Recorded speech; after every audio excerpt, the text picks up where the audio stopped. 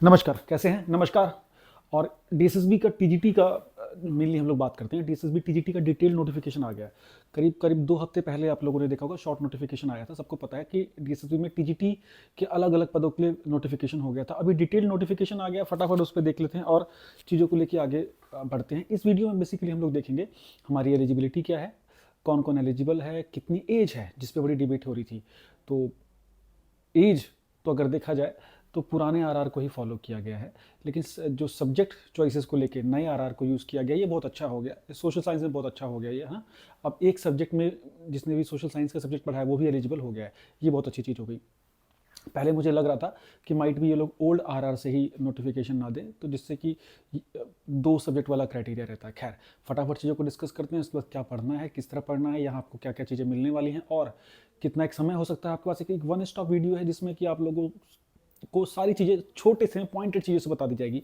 बहुत बड़ी बड़ी बातें मैं नहीं करूँगा, बिकॉज ये एग्ज़ाम इतना बड़ा नहीं है कि आप क्लियर ना कर पाएँ। मैं बता दूँ, ये बहुत ही कि एक अगर देश भर में देखा जाए तो सबसे आसान तरीके से, एक कंसंट्रेटेड तरीके से अगर प्रिपरेशन करें तो 3 से 4 महीने की प्रिपरेशन में आप शानदार टीजीटी का पद पा सकते हैं। अगर मैं सोशल साइंस को लेकर बात करूँ तो अभी और मुद्दों पे बात करूँगा, पहले आप फटाफट इसकी एलिजिबिलिटीज को अगर देख लीजिए।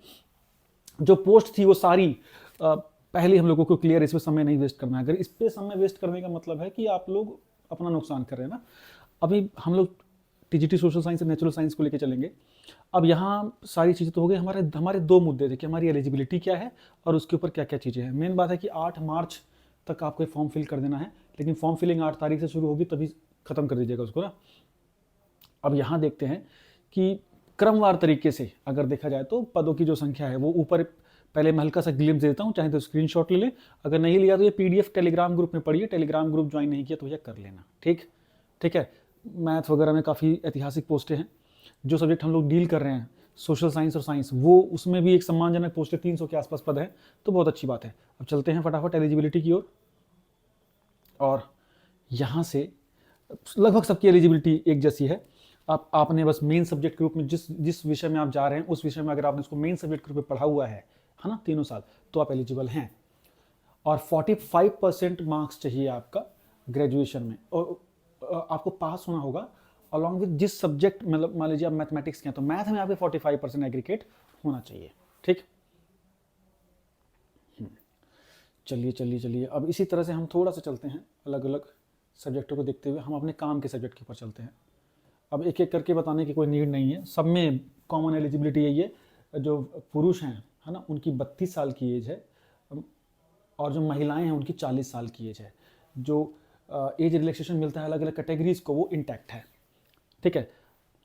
अब देख लीजिए, मैं सोशल साइंस वाला ही खोज रहा हूँ, सीधे सीधे सोशल साइंस पे चलते हैं, वहीं से हम सारी चीज़ों को डिस्कस फटाफट कर लेंगे। ये इंग्लिश है, ये भी इंग्लिश है, एनडीएमसी में भी निकली है चूँकि ये। सोशल साइंस आ गया 805/24, इस पर बात करते हैं। तो आपका एक सब्जेक्ट भी अगर आपका है ग्रेजुएशन में और उस सब्जेक्ट में आपके 45% मार्क्स हैं तो आप एलिजिबल हैं, एक बात, ठीक है। कौन सा सब्जेक्ट होना चाहिए? History, polity, economics, business studies, sociology, geography, psychology, है ना। इनमें से अगर कोई भी एक विषय आपने पढ़ा हुआ है 3 वर्ष तो आप एलिजिबल हैं, एक बहुत अच्छी बात। इसमें 45% मार्क्स के साथ उस सब्जेक्ट के साथ आपने पास किया हुआ हो, उस सब्जेक्ट में 45% हो, इसके साथ साथ ऑनर्स वाले तो एलिजिबल हैं ही ऑटोमेटिकली। अच्छा, इसमें दिया हुआ है कि candidate who possesses A post graduate qualification in social science. अच्छा, डिज़ायरेबल है, तो डिज़ायरेबल तो इन्होंने बोला कि हाँ, अगर ग्रेजुएशन में 45% नहीं है लेकिन पीजी अगर आप अपने सब्जेक्ट में, मतलब एमए इसमें सोशल के किसी सब्जेक्ट में की हुई है तो भी आप एलिजिबल हो जाएंगे, ये भी एक अच्छी चीज़ है। अब जो काम की चीज़ हमें थी, औरतों को, विमेंस को, औरत नहीं बोलेंगे, विमेंस को, फीमेल्स को 40 वर्ष तक का एज रिलैक्सेशन मिला, ये बहुत ही अच्छी बात है। इसके बाद जो डीएसएसबी का जो दिल्ली गवर्नमेंट के जो कॉन्ट्रैक्चुअल टीचर है, जिनको गेस्ट टीचर भी बोला जाता है, वो लोग भी एलिजिबल हैं अगर मिनिमम 120 दिन का उन्होंने वर्क किया, काम किया हुआ है, तो एक बार के लिए, वन टाइम की अपॉर्चुनिटी के लिए वो लोग एलिजिबल हैं। अलग से उनको एज रिलैक्सेशन मिलता है, आई गेस 5 ईयर का लिखा हुआ है ना।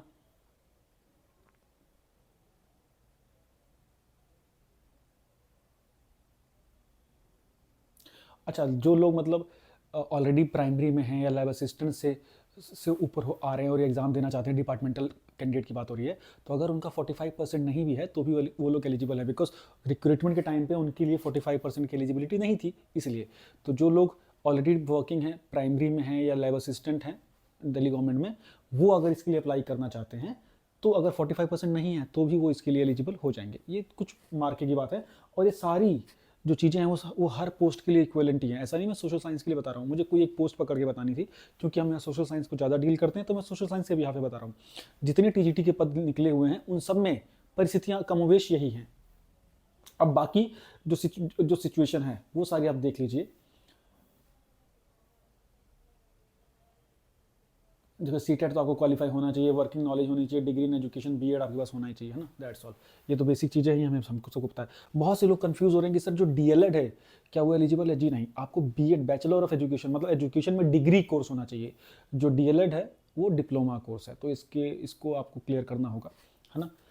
अब जो मैं कॉन्ट्रेक्चुअल एम्प्लॉय की बात करता कि relaxation in upper age as one time measure up to the actual time spent as contractual employee of the same department subject to maximum of 5 years। मतलब जितना समय उन्होंने बिताया है ना, वहाँ से लेके उतने से लेके मैक्सिमम 5 ईयर्स तक का जो उनके जितने के लिए एलिजिबल होंगे उतना उनको एक बार का एज रिलैक्सेशन मिल जाएगा अपनी एज में, ठीक है। ये क्लियर है इस ऑर्डर के तहत, ये पहले भी चला हुआ। अगर आपने इसको एक बार यूज़ कर लिया है तो फिर आप दोबारा उसको यूज़ नहीं कर पाएंगे, लेकिन अगर आपने यूज़ नहीं किया तो उसको यूज़ आप कर पाएंगे, ठीक है। चलिए, मुद्दा तो आ गया ये। अब ये पीडीएफ अब दे दी है, इस पीडीएफ को अच्छे से पढ़ लेना, बहुत ज़्यादा कुछ इसमें है नहीं, अपना पोस्ट कोड अच्छे से याद कर लेना। अब बात करते हैं दूसरी। अब हमें मेन चीज़ तो ये है हमारी कि डीएसएसबी ना बेसिकली डिमांड क्या करता है। डीएसएसबी में देखिए ये एक ऐसी परीक्षा है जो कि बिना इंटरव्यू के, बिना प्री मेंस के, सिंगल एक पेपर में 200 मार्क्स की परीक्षा में आप थ्रू हो जाते हैं। 200 मार्क्स की परीक्षा में जिसमें कि 100 मार्क्स आपका कॉमन पेपर होगा, 100 मार्क्स आपका सब्जेक्ट होगा, है ना। ये सभी परीक्षाओं के लिए बोल रहा हूँ। 100 मार्क्स के 4 भाग हैं, 5 भाग हैं 20-20 अंकों के, है ना। 20 का जीएस, 20 का इंग्लिश, 20 का हिंदी, 20 का मैथ और 20 का रीजनिंग। ये कॉमन पेपर है और ये सब्जेक्ट है। सब्जेक्ट है 100 मार्क्स का, ये भी 100 मार्क्स का। दोनों में अलग अलग कैटेगरीज में अलग अलग तरीके से पास होना, मिनिमम मार्क्स ज़रूरी हैं।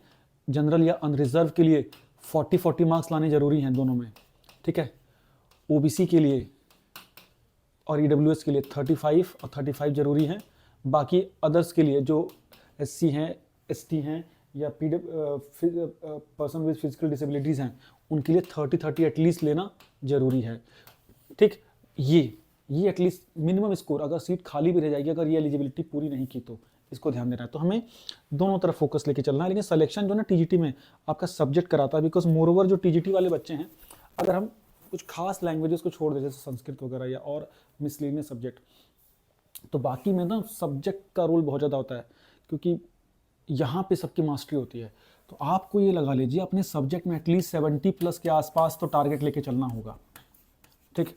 सब्जेक्ट में आपको कम से कम 70 मार्क्स लेके चलने होंगे कि 100 में से मेरे 70 क्वेश्चन सही हों।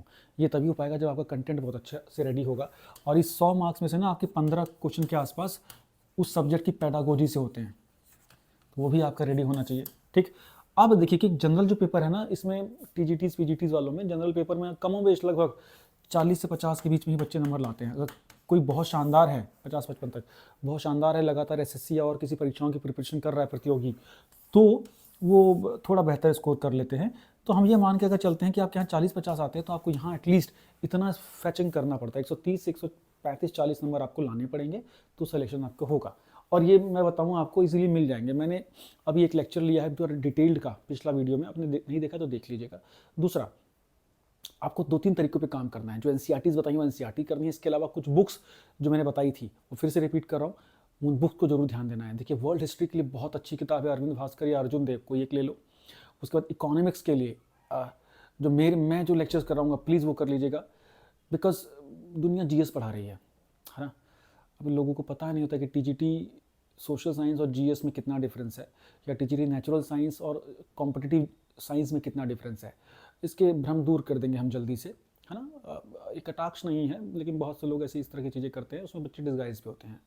क्योंकि अभी ये चैनल जो हमने टोटली डेडिकेटेड किया है टीचिंग एग्जाम्स के लिए, तो इस पर मैं टीचिंग एग्जाम के अलावा और कुछ नहीं डाल रहा हूँ। जो मेन चैनल है अगर आपने उसको सब्सक्राइब कर रखा तो उस पर आपको जीएस रिलेटेड कंटेंट मिलेंगे, यहाँ टीचिंग रिलेटेड कंटेंट मिलेंगे।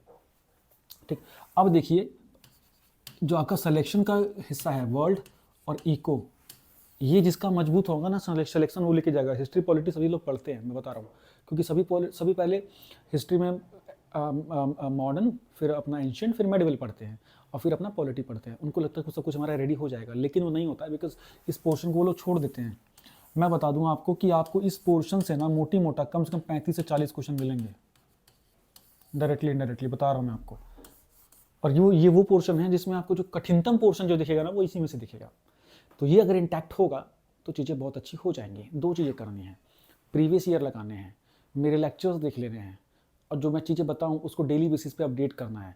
डेली बेसिस पे मैं कुछ ना कुछ आप लोगों को काम दूंगा, बहुत ही आसान तरीके से। कोई देखिए सर पे ना बोझ लेके नहीं चलना है इसको, बहुत ही साधारण तरीके से आप इस परीक्षा को पास कर जाएंगे।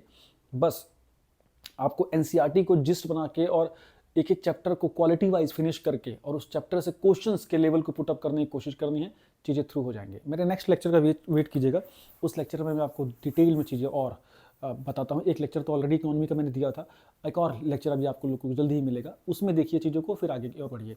इसके साथ साथ मैं टेस्ट की तैयारी करवा रहा हूँ कि टेस्ट हम लोग लेना शुरू करें, ऑनलाइन टेस्ट। उसके लिए ऐप पे आपको टेस्ट जल्दी ही मिलना शुरू हो जाएगा, प्लस कुछ पीडीएफ्स मैं आप लोगों को दूंगा, वो भी आपको ऐप पे बिल्कुल फ्री मिल जाएंगी। तो अगर ऐप इंस्टॉल नहीं किया तो कर लीजिएगा, एम कीर्ति के नाम से 10,000 के आसपास इंस्टॉल्स हैं उस पर, उसको कर लीजिएगा। टेलीग्राम ग्रुप नहीं ज्वाइन किया वो कर लीजिए, ताकि सारे अपडेट, हम यूट्यूब पे रोज़ अपडेट नहीं दे पाते हैं तो टेलीग्राम ग्रुप में आपको इजीली अपडेट मिल जाएंगे। ये 2-3 काम आप कर लीजिए, और डेडिकेटेड पढ़ाई का अगर मन हो तो यहाँ रहिएगा ज़रूर, बिकॉज बहुत सारी फालतू की बातें नहीं होंगी या फालतू की मोटिवेशन नहीं होगी, और अननेसेसरी का डराना नहीं होगा, दोनों चीज़ें। उम्मीद करता हूँ चीज़ें आपको बेहतर लगेंगी, और ये एक मैच्योर और एक एक्सपीरियंस्ड व्यक्ति के द्वारा आपसे बातें कही जा रही हैं, तो आप इस पर भरोसा कर सकते हैं। Thank you, bye bye.